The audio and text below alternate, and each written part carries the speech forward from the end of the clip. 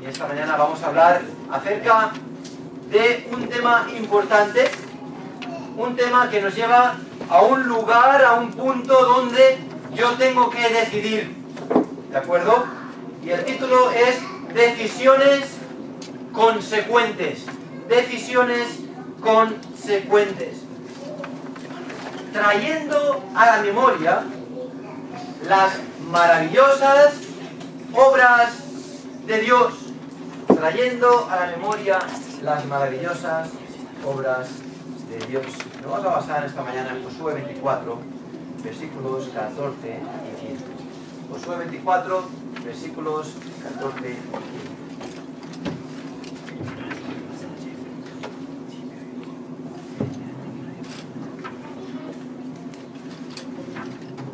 Dice así la palabra del Señor. Josué 24, versículo 14 y 15. Ahora pues, temed a Jehová y servidle con integridad y en verdad, y quitad de entre vosotros los dioses a los cuales sirvieron vuestros padres al otro lado del río y en Egipto, y servid a Jehová. Y si mal os parece servir a Jehová, escogeos hoy a quien sirváis. Si a los dioses a quienes sirvieron vuestros padres cuando estuvieron al otro lado del río, o a los dioses de los amorreos en cuya tierra habitáis, pero yo y mi casa serviremos a Jehová. Padre, te damos gracias por tu palabra y pido que nos ayudes a poner memoria de todo aquello que tú has hecho por nosotros, para que podamos decidir que yo y mi casa serviremos a Jehová. Bendice la reunión, la palabra publicada, en el nombre de Cristo Jesús.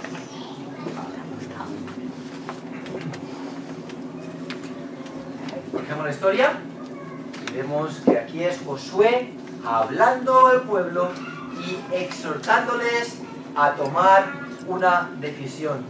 Pero hay momentos en la vida en los que es importante evaluar para poder tomar la decisión correcta. De hecho, es que un método muy correcto, muy útil a la hora de decidir, y quien alguna vez he pedido consejo, yo se lo he dicho, escríbete en un papel lo positivo y lo negativo en esta decisión. Y esto te va a ayudar a poder decidir si es correcto o no es correcto. No es infalible, pero sí que ayuda. Lo que está a favor y lo que está en contra. Si vas a Lucas, capítulo 14, versículo 28, te encuentras este versículo. Porque ¿quién de vosotros, queriendo edificar una torre, no se sienta primero y calcula los gastos a ver si tiene lo que necesita para acabarla? No sea que después que haya puesto el cimiento y no pueda acabarla, todos los que la vean comiencen a hacer burla de él diciendo: este hombre comenzó a edificar y no pudo acabar. Por supuesto está dando esta parábola, esta ilustración, está diciendo: hey, si tú vas a construir, más vale que te sientes y consideres. ¿Tengo suficiente? Esto para la burbuja inmobiliaria hubiese sido bien, ¿verdad que sí? Mucha gente puede ir riendo por la calle viendo las casas que están sin acabar. ¡Qué triste! ¡Qué tanto dinero desperdiciado por no hacer las cosas correctamente! Y es bueno que nos sentemos y consideremos antes de poder decidir qué dirección tomar. ¿Qué hay detrás mío que ya ha ocurrido que me ayuda a mí a vislumbrar que voy a la derecha o voy a la izquierda?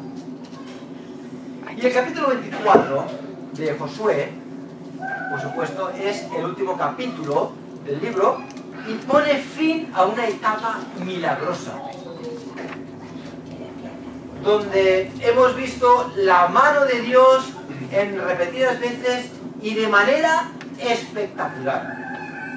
A mí es uno de los milagros que me hubiese visto, que me gustaría ver. Ojalá sea posible ver de algún modo en DVD, en película, en el cielo, cómo se abrió el Mar Rojo. Que no sea solamente echar un gesto levantando la vara, ¿vale?, abriendo los 10 mandamientos el mar, sino verlo cómo ocurrió en verdad. Tiene que ser algo espectacular. Pero aquí Josué 24, al final ya del libro, vemos como ya pone fin a este periodo de conquista y ahora viene el tiempo de los jueces. Y Dios se ha dado a conocer, se ha presentado públicamente como ese Dios de Israel, Jehová, ese Dios tan poderoso que iba delante del pueblo haciendo milagros, salvándolos, rescatándolos, luchando por ellos. Mira un poquito a Josué 2. Josué capítulo 2, versículo 9 al 11. Josué 2, 9 al 11. Porque la reputación de Jehová iba ya por delante del pueblo. Dice el versículo 9, sé que Jehová, y esa es Rahab, la ramera. Josué 2, 9 al 11.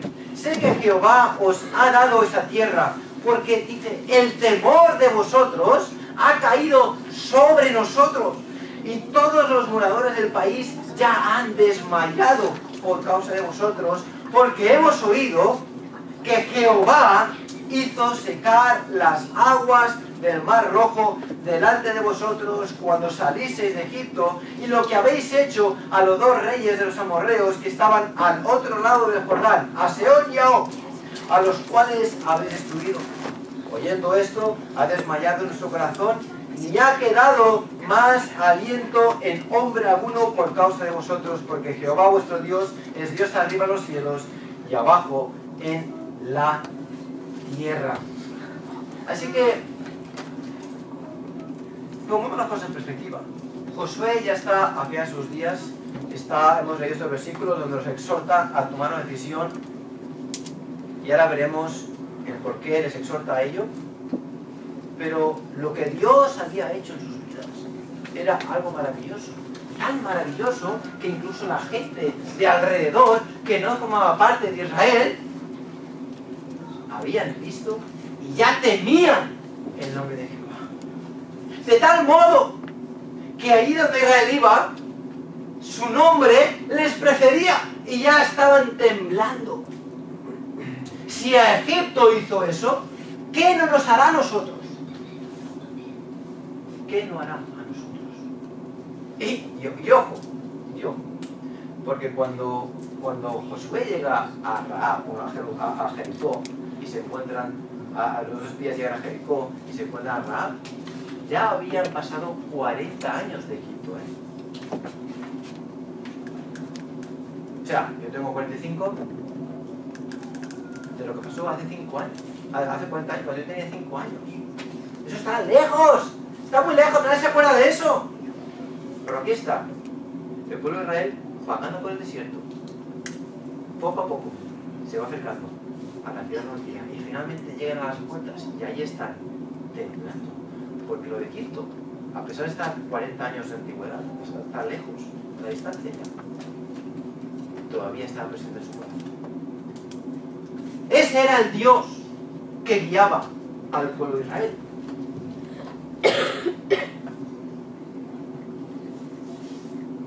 Y aún así, Rahab, si era pagana, que no tenía nada que ver con Israel, que había solamente escuchado, no experimentado, sino escuchado los rumores, la gente que llegaba. Hace 20 años escuché a alguien que llegó de Egipto que dijo que un pueblo que era esclavo, los hebreos, destruyeron a Egipto. Su Dios era tan poderoso que Egipto quedó en ruinas. Y eso lo explicó. Y Rahab, de algún modo, se enteró. Todo el pueblo se enteró. Y ella lo escuchó. Y ahora llegan estos dos espías a mi casa. Son hebreos de ese pueblo que tiene ese Dios. Y ella, de algún modo, se sienta y considera. Pone Dios de Israel, destrucción de Egipto. Israel está aquí. van a conquistar y yo estoy en el bando opuesto. Considera y toma una decisión. ¿Y cuál es la decisión? La conocemos la historia, les ayuda. Y oye, os ha ayudado, ¿eh? Cuando vengáis, por favor, salvadme. ¿Vale? Fue consecuente con lo que había entendido. Y tomó la decisión correcta. Esta mañana vamos a ver cómo Josué exhorta al pueblo a tomar una decisión basado en lo que ellos saben que Dios ha hecho en su vida. A considerar el pasado para tomar una decisión en este momento. Así que considerar cuidadosamente las obras de Dios nos llevará al punto de decisión. Cuando tú te paras y consideras lo que Dios ya ha hecho por ti, no puedes quedarte tal cual. Si tú realmente te das cuenta de lo que ha hecho por ti, vas a decidir vivir como Cristo quiere que vivas. Porque es tan grande lo que ha hecho por ti, que no tienes otra opción. Número 2, para tomar una buena decisión, necesitamos considerar cuidadosamente las obras de Dios. Así que las dos son ciertas. Si tú estás en un rumbo equivocado, si tu vida va en una dirección equivocada, considera lo que Dios ha hecho por ti y te verás forzado a redirigir tu vida hacia Él. Una pregunta, ¿hasta qué punto las obras de Dios afectan tus decisiones? ¿Hasta qué punto lo que Dios ha hecho por ti hace que tú tomes una dirección u otra? ¿Hasta qué punto Dios ves lo que Dios ha hecho por ti? De tal modo que tú dices, ya no puedo vivir como vivía antes. Ahora tengo que agradar a Dios. Mis decisiones ya no están basadas en mi corazón. Mis decisiones están basadas en lo que Dios ha hecho por mí, en su fidelidad, en su gracia, en su amor, en su salvación. Me doy tal cuenta de su amor por mí que no me queda otra que vivir para Él. Porque el amor de Cristo nos constriñe. Es lo que estamos hablando. Así que llévate contigo esta pregunta. ¿Hasta qué punto las obras de Dios me afectan en mis decisiones? Así que esta mañana vamos a estudiar los hechos maravillosos de Dios. Los hechos maravillosos de Dios. Vamos a ir a Josué 24, pero vamos a ir al versículo 1. Josué 24.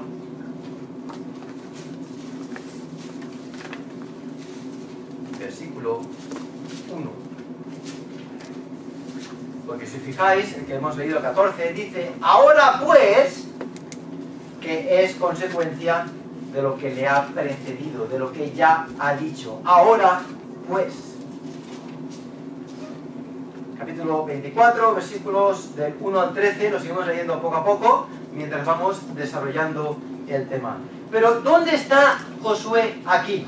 Bueno, Josué está al final de sus días. De hecho, es que Josué en este capítulo hace un resumen de los últimos 767 años, más o menos. ¿De acuerdo?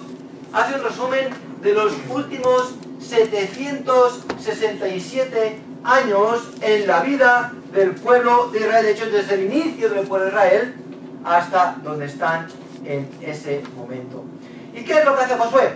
Josué coge y reúne a todos los principales, a los oficiales, a los príncipes, a los ancianos, en representación del pueblo, los reúne en un escampado, supongo, y les empieza a hablar.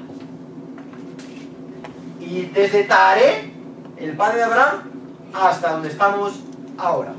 O hasta ese punto, ¿de acuerdo? 767 años. ¿Y dónde estaban? ¿En qué punto se encontraban? De el versículo 1 y 2 de Josué 23. Aconteció muchos días después que Jehová diera reposo a Israel de todos sus enemigos alrededor, que Josué, siendo ya viejo y avanzado en años, llamó a todo Israel, a sus ancianos, sus príncipes, sus jueces y sus oficiales, y le dijo: yo ya soy viejo y avanzado en años. Así que, ¿dónde estaban? Bueno, tenían paz alrededor, habían conquistado la tierra prometida, y Josué, su líder, estaba ya a las puertas de la eternidad. Tenían reposo y se avecinaba un gran cambio de liderazgo. Yo os he dirigido, y fíjate que Josué, juntamente con Caleb, eran los únicos. Si Caleb estaba aquí, ya no estaba vivo, creo, no lo he mirado, pero creo que no estaba vivo ya. Era Josué el único que quedaba vivo de aquellos que habían salido de Egipto. Era el único que quedaba. Y él ya iba a fallecer, ya estaba listo para entrar a la presencia de Dios, y aquí se avecinaba un gran cambio. Y lo que Josué hace es los reúne y les quiere animar, les exhorta a ver el pasado para poder afianzar su futuro. Así que a continuación vamos a ver 9 maravillas que Dios hizo en Israel desde su inicio hasta el final de la vida de Josué. Y estas maravillas pueden ser aplicadas también a la vida del, por supuesto, creyente. Así que número 1, capítulo 24, versículo 3, la primera parte, es tomados. Y yo tomé a vuestro padre Abraham del otro lado del río, de entre todas las personas que habían en Ur de los Caldeos. Dice la Biblia que él escogió a Abraham. Y si esto no los hacía sentir privilegiados, ¿qué podía ser otra cosa? De entre todos los pueblos, escoge a Abraham, a su padre, y lo saca de en medio. Dice Deuteronomio 7:7: no poseed vosotros más que todos los pueblos, os ha querido Jehová y os ha escogido, pues vosotros erais el más insignificante de todos los pueblos. ¡Qué maravilla! Que Dios escogiese así. ¿Sabes qué? La Biblia dice que nosotros también hemos sido escogidos. Efesios 1, 3 y 4. Bendito sea el Dios y Padre de nuestro Señor Jesucristo, que nos bendijo con toda bendición espiritual en los lugares celestiales en Cristo, según nos escogió en Él antes de la fundación del mundo, para que fuésemos santos y sin mancha delante de Él. Ahora, por supuesto, esta mañana no vamos a hablar acerca de la doctrina de la elección, sería demasiado largo y no es necesario, pero baste decir que la Biblia enseña que hemos sido elegidos. Y yo quiero que tú te sientas privilegiado. Oye, me siento privilegiado. ¡Qué bendición es! Puedo gloriar en esta verdad. También es cierto que la Biblia habla acerca de el libre albedrío. Y dice que todo aquel que cree no se pierde, mas tenga vida eterna. Así que la elección yo la considero más una doctrina para el gozo del creyente más que para la salvación. Porque sí, todo aquel que cree ha sido elegido. Nadie sabe quién ha sido elegido, quién no ha sido elegido. Solo los creyentes han sido elegidos. Así que si tú quieres ser elegido, bueno, pues cree y habrás sido elegido. ¿Entendéis? No quiero confundir aquí. De hecho, es que Ray escribe: ninguna mente humana jamás armonizará la soberanía y el libre albedrío, pero no se resolverá nada con descartar o minimizar el uno o el otro en busca de una supuesta armonía. Es algo que está fuera de nuestro entendimiento. Dios es soberano y el hombre es libre de escoger. No podemos entenderlo, pero es así. La Biblia dice que todo aquel que le cree no se pierde, mas tiene vida eterna. Así que cree en Cristo y serás salvo. En fin, mi postura es esta: que las dos son ciertas y no tengo explicación para ello. Y buscamos otro teólogo que os ayude, pero por mi parte yo no creo que haya explicación humana posible. Pero yo me gozo en que la Biblia dice que ya antes de la fundación del mundo Él me conocía y yo he sido elegido en Cristo. Gloria a Dios por ello. Ahora, ¿fueron tomados por quién? ¿Hemos sido elegidos por quién? Por Dios. Número 2. Guiados. La segunda parte del versículo 3. Y lo traje por toda la tierra de Canaán. Desde el principio de su caminar, Dios estuvo guiando a su pueblo. Tú puedes recordar, por ejemplo, el pueblo de Israel saliendo de Egipto, y ¿qué seguían? Aparte de Moisés, por supuesto, ¿qué seguía Moisés? Por el día que seguía. ¿Qué seguía Moisés por el día en el desierto? Una columna de nube. ¿Y por la noche? Una nube. ¿Y por la noche? Una columna de fuego. Dios guiaba al pueblo. No solo físicamente, sino que también los guiaba espiritualmente. ¿Por qué? Porque les dio los mandamientos y les dio unas leyes que seguir. Esa era la guía. Y después, ¿qué les da? Les da sacerdotes, les da jueces, les da profetas, les da reyes, les da más palabra. A la iglesia, ¿qué le da a la iglesia? Dios le da a la iglesia pastores. Y antes que los pastores les da su palabra. Les da el Espíritu Santo que guía nuestro corazón. De eso es que la Biblia dice: lámpara es a mis pies su palabra. La palabra de Dios es la guía para el creyente. ¿Guiados por quién?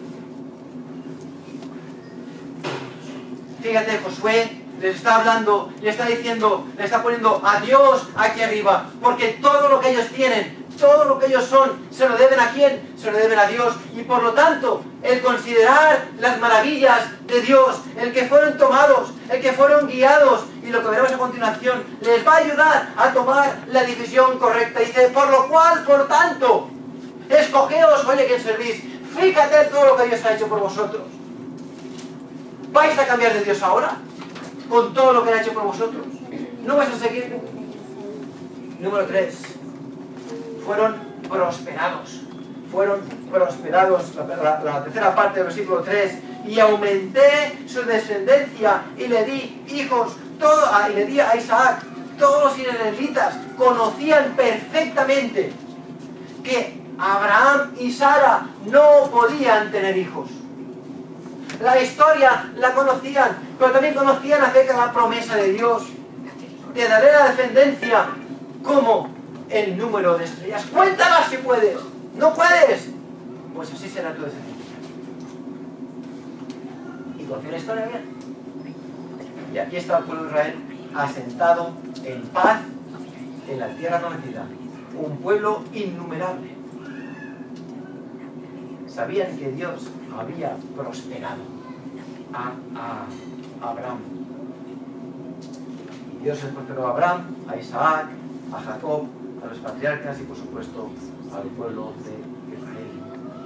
Y en el momento en el que el hombre decide poner su confianza, su dependencia en el Señor Jesucristo, puede empezar a prosperar, porque están vivos para Dios. Pero ojo, no hablamos de prosperar, de un prosperar físico, pero temporal. Hablamos de un prosperar espiritual, pero eterno. Porque no es que... Y aquí hemos cantado algo que no me ha gustado, el último himno, si lo habéis pillado, quizás sí lo habéis pillado, quizás no lo habéis pillado, pero el último himno que hemos cantado, la traducción no me gusta, porque cantaba que iba a ser todo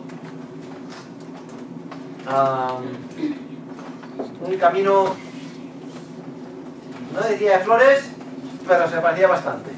No sé si acordáis, si os habéis fijado, pero lo ponía. Y lo he cantado y digo, vaya, esta parte no es cierta del todo. Pero no es que cuando somos salvos las enfermedades se van a evaporar. No es que somos salvos y los problemas se desvanecen. No es que somos salvos y que la cuenta bancaria se hincha. Porque ¿sabes por qué? Porque si no la gente sería salva para eso. Pero Dios no quiere que seas salvo por eso.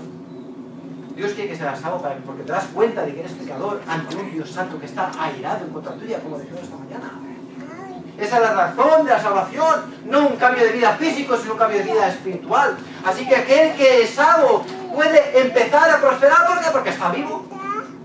Un muerto no puede prosperar, un muerto espiritual no puede prosperar, pero un vivo espiritual puede prosperar. ¿Por qué? Porque Dios quiere que prospere. Quiere que crezca, quiere que madure.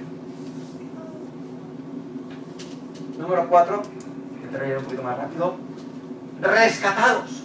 Rescatados, Josué 24, versículo 6, dice que saqué a vuestros padres de Egipto. De Egipto. 400 largos años en Egipto. La mayoría de los cuales siendo esclavos. Imagínate. 400 años. Estamos hablando del año 1622. ¿No? ¿Lo digo bien, no? 2022. Nuestros padres, mi abuelo, mi tatarabuelo, que vivía en aquel entonces, que no sé quién era, está hablando de que aquel grupo de allá abajo estuvo en esclavitud y lo rescató. Para mí es algo como que está muy lejos, ¿no? Ponte en perspectiva. ¿Tú has pensado alguna vez en tus padres que vivieron en el 1622? No pensé nunca. ¿Quiénes eran? No sé si vivían en España, en Italia, porque tengo un apellido italiano, si eran ricos, si eran pobres, si eran siervos, si eran nobles, a ver, yo qué sé. Y aquí dice, saqué a vuestros padres de Egipto. Eso le quedaba en el pasado. Estos habían nacido ya en el desierto, porque los que habían salido de Egipto ya habían muerto. Y está hablando de un gran grupo de personas que a ellos habían ya solamente escuchado acerca de lo que había ocurrido. Pues formaban parte de ese pueblo de Israel, ese pueblo escogido de Dios. Y ellos sabían. Y también habían podido ver las cicatrices en sus padres. Porque estoy seguro que los esclavos construyendo las pirámides tenían marcas en sus espaldas. Y los hijos nacieron en el desierto de esos padres que tenían las marcas en las espaldas. Habían visto el sufrimiento de los padres. Esos recuerdos, esa aflicción. Cuando el pueblo trabajando clamaba a ese Dios que apenas conocían. Y habían explicado las historias a sus hijos. Quizás algunos ni se atrevían a hablar de ellas porque les traían malas memorias, vete a saber. Pero sabían que Dios había cogido al pueblo de Israel y los había sacado con un brazo poderoso. Y es que Dios ordena al pueblo de Israel que expliquen a sus hijos de generación en generación para que el pueblo de Israel nunca olvidase aquello que había hecho a sus padres. Y en 1 de Pedro capítulo 1, 18 dice, sabiendo que fuisteis rescatados de vuestra vana manera de vivir, la cual recibisteis de vuestros padres, no con cosas corruptibles como oro o plata, sino con la sangre preciosa de Cristo, como en un cordero sin mancha y sin contaminación. Si bien Israel no es la iglesia, lo que ocurre en Israel muchas veces es sombra de lo que ocurre en la iglesia.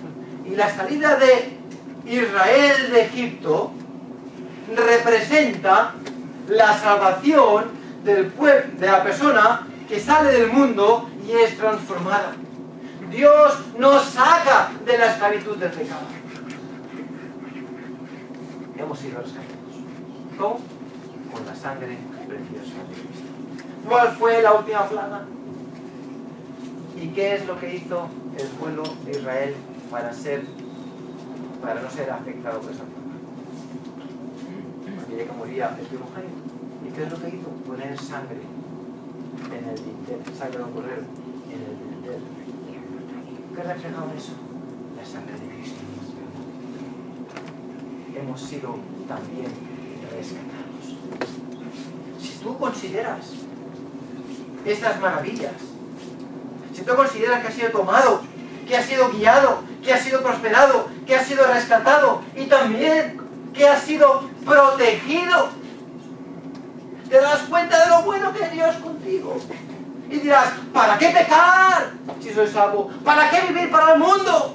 ¿Para qué vivir para mí? Con todo lo que Cristo ha hecho por mí. Protegidos, Josué 24:6. Y cuando ellos clamaron a Jehová, Él puso oscuridad entre vosotros y los egipcios, e hizo venir sobre ellos el mar, el cual los cubrió, y vuestros ojos vieron lo que hice en Egipto. Y esto es solamente un ejemplo de lo que Él hizo por Israel. Él los protegió constantemente. El recuerdo de los reyes derrotados, Sehón y Og, reyes amorreos, como Dios los protegía. Yo no sé tú, pero yo sé que Dios me ha protegido muchas veces. De cosas que yo me he gustado y de cosas que me han venido. Y ahí está Dios protegiéndonos. ¡Qué bendición es!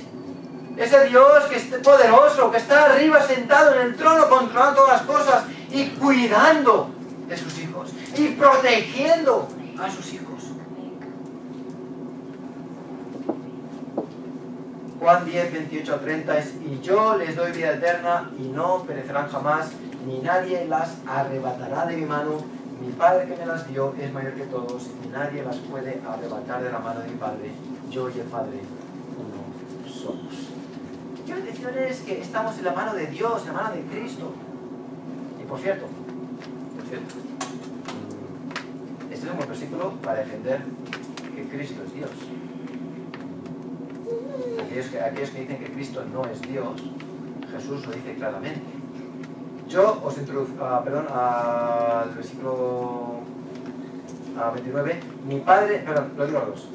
Y yo les doy, ¿yo quién es? Cristo, les doy vida eterna y no perecerán jamás, ni nadie las arrebatará de mi mano. ¿De qué mano? ¿De quién es la mano? De Cristo, ¿verdad? ¿Estamos en la mano de Cristo? ¿Sí? ¿Vamos aquí dentro? Mi Padre que me las dio es mayor que todos y nadie las puede arrebatar. ¿De la mano de quién? No, de mi Padre. No era de Cristo. Y ahora pone de mi Padre. ¿Qué quiere decir esto? Jesús te lo dice. Yo y el Padre somos uno. ¿Vale? Cristo es Dios, no hay vuelta de hoja. Eso es un regalito que os doy por ahí. Introducidos. Versículo 8. Yo os introduje en la tierra de los amorreos que habitaban al otro lado del Jordán, los cuales pelearon contra vosotros, mas yo los entregué en vuestras manos y poseísteis su tierra y los destruí de delante de vosotros. Esto no es la tierra prometida. Iban de camino a la tierra prometida, más adelante aparece, sí, pero aquí no. Y Él los introduce a la tierra. Y ¿qué por ahí? Tienen que luchar para poder llegar a la tierra prometida. Su intención, si tú lees la Biblia, era solo pasar por ella. Moisés escribe al rey Sehón, amorreo, dice: oye, déjanos pasar. No sabemos el camino. Nos quedamos aquí y iremos de izquierda y de derecha. Déjanos pasar. ¿Y qué es lo que hace Sehón? Se enfrenta a ellos. ¿Y qué ocurre? Los israelitas pueden más que ellos y los destruyen. ¡Oh, rey de Basán! Lo mismo. ¡Déjanos pasar! No. Luchan y pierden. Israel. Dios los introduce en un lugar de prueba para que empiecen a experimentar el maravilloso poder de Dios, para que cuando fuesen a entrar a la tierra prometida no hubiese duda alguna de que Dios estaba con ellos, de que ya habían ganado 2 batallas y que podían seguir ganando batallas, de que podían conquistar la tierra prometida. Filipenses 1, versículos 12 al 14 dice: quiero que sepáis, hermanos, que las cosas que me han sucedido han redundado más bien para el progreso del Evangelio, de tal manera que mis prisiones se han hecho patentes en Cristo en todo el territorio y a todos los demás, y la mayoría de los hermanos, cobrando ánimo en el Señor con mis prisiones, se atreven mucho más a hablar de la palabra sin temor.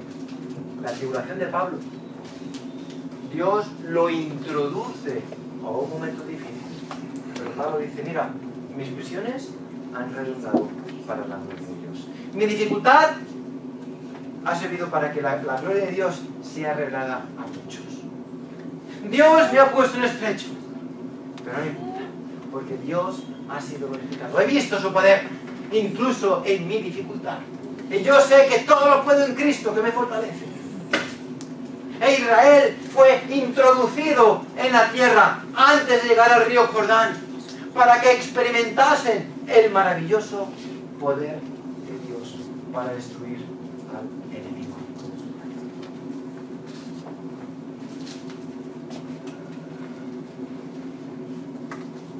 Número 7. Bendecidos. Josué 24, 10, versículo 10.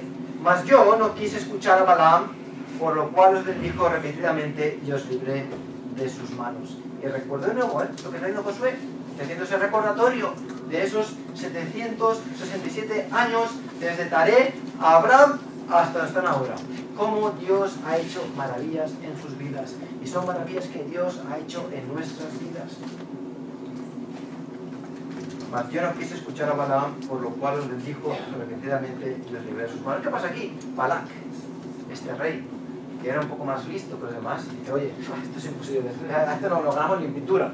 Así que hay que buscar otra táctica, otra técnica. Voy a llamar a este Balaam, este profeta de Dios, curioso este Balaam, profeta de Dios, que me venga conmigo y me los maldiga. Quizás así podré ganarles. Y Balaam, profeta desobediente, al final dice: bueno, yo haré lo que Dios quiere que haga. Y va allí y los bendice. Oye, ¿qué haces? ¡Maldícelos! ¡No los maldigas! Ya son benditos de por sí. Tengo que hacer lo que Dios me pide que haga. Se va, manda otra vez por el profeta: maldícenos aquí. Y otra vez lo bendice. Y así varias ocasiones, hasta que al final desobedece. Y nos hablamos de la burra de Balaam, ¿verdad que sí? Esa burra que empieza a dar golpes en la pierna, se para en seco y es como que Balaam se enfada y empieza a dar golpes y: ¿qué haces? ¿Por qué me pegas? ¡Ey, quieta! Ese no es el sonido de la burra. Está hablando de la burra. Y Dios se enfada con este mal profeta.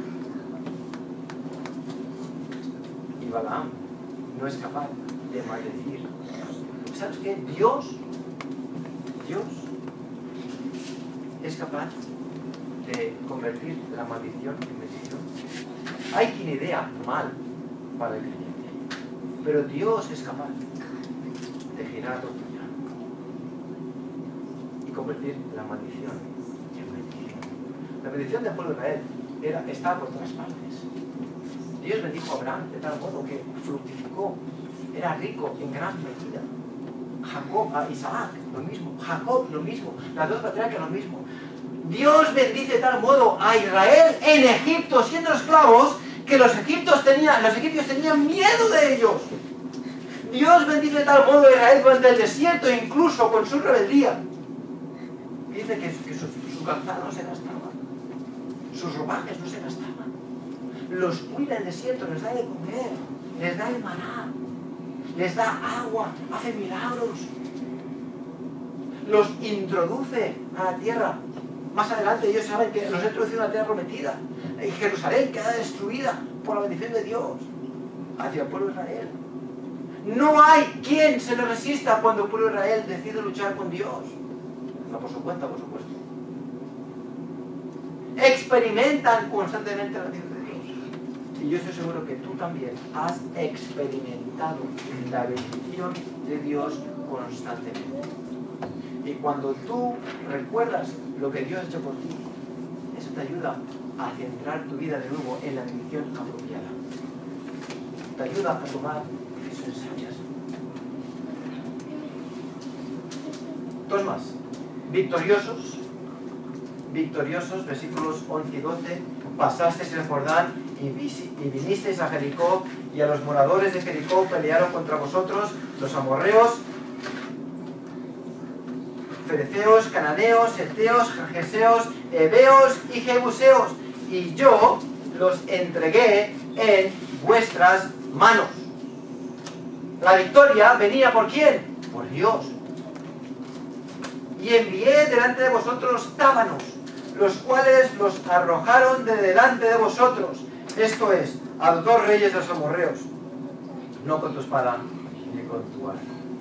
Sus victorias, sus muchas victorias fueron increíbles, pero no fueron por su destreza, fue por la mano de Dios. Y eran victoriosos porque Dios estaba con ellos.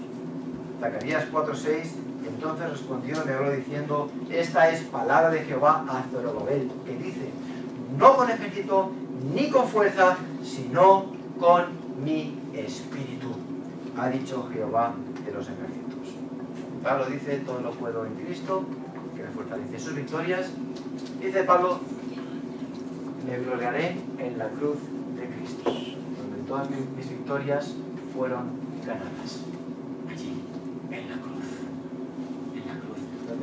Donde Cristo pagó el precio de todos mis pecados. Y somos victoriosos en nombre de Cristo. Y es gracias a Él que tenemos victoria. Todo lo que tu Señor ha pasado, todas tus victorias, son gracias a Dios. Gracias a Él. Y finalmente, hemos recibido herencia. 24:13, y os di la tierra por la cual nada trabajasteis, y las ciudades que no edificasteis, en las cuales moráis, y de las viñas y olivares que no plantasteis, coméis. Estaban disfrutando de la tierra prometida, incluso más de lo que sus antiguos habitantes lo hicieron. Porque claro, uno se puede estar trabajando un año en construir su casa, ¿vale? Por los cimientos, aquí está Aleco que tenemos el pico y la pala, pone los cimientos, levanta las paredes, pone las divisiones, la puerta, la ventana, el techo, etc. Y estás aquí tú sufriendo con minas de ya acabar y poder vivir ahí, acabas todo, te tumbas ahí y te quedas descansado. Y aquí viene un ejército que te conquista, anda, viene una casa hecha, y la disfrutas tú. Bueno, disfruta el otro. Es lo que ocurre con ellos. Estaban disfrutando aquello que no habían hecho, aquello que no habían sembrado. Un campo de trigo, ya plantadito. Mira qué bien. Ya está listo para siempre. No tengo que plantar. Es lo que pasa en este momento. La tierra prometida. Pero aquí no está hablando de la vida eterna. La tierra prometida no es la vida eterna. La tierra prometida es aquel lugar que alcanza al creyente cuando aprende a confiar en Dios, a confiar que las victorias proceden de Dios. Fíjate, la tierra prometida, tuvieron que conquistarla, ¿sí o no? ¿Tuvieron que luchar? ¿Sí o no? ¿Tienes la victoria asegurada? Sí. Si tú confías en mí, yo tengo la victoria. Ese es el descanso del creyente, en Hebreos. Dios quiere que lleguemos allí, que entremos a esa tierra prometida. No la vida eterna, no viene después. Es la tierra prometida, donde yo soy vuestro Dios y yo lo hago todo por vosotros. Solo tenéis que confiar en mí, esa vida plena. En fin, hemos recibido herencia. Y el creyente es privilegiado al tener acceso a esa tierra prometida, donde Dios obra por nosotros y nosotros solo tenemos que descansar en aquel que obra. Lo cierto es que Dios ha hecho muchas cosas por nosotros. Hemos mencionado 9, pero la verdad es que hay muchas más. Hay un himno que se titula Cuando he combatido por la adversidad, y el coro dice: bendiciones, ¿cuántas tienes ya? Bendiciones, Dios te manda más. Bendiciones, te sorprenderás cuando veas lo que Dios ordenará. Así que considerad cuidadosamente las obras de Dios, nos llevará al punto de decisión de seguir a Él. Y para tomar una buena decisión necesitamos considerar cuidadosamente las obras de Dios. Así que la pregunta era: ¿hasta qué punto las obras de Dios afectan tus decisiones?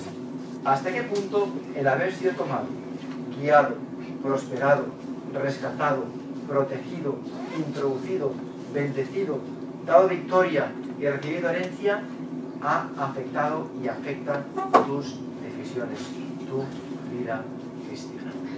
Así que te animo a que consideres estas verdades, estas palabras, y dejes que influyan en tu corazón. Porque la semana que viene vamos a empezar a hablar acerca de Josué 24, versículo 14. Ahora pues, temed a Jehová. Y hablaremos de lo que Josué está exhortando. Amén.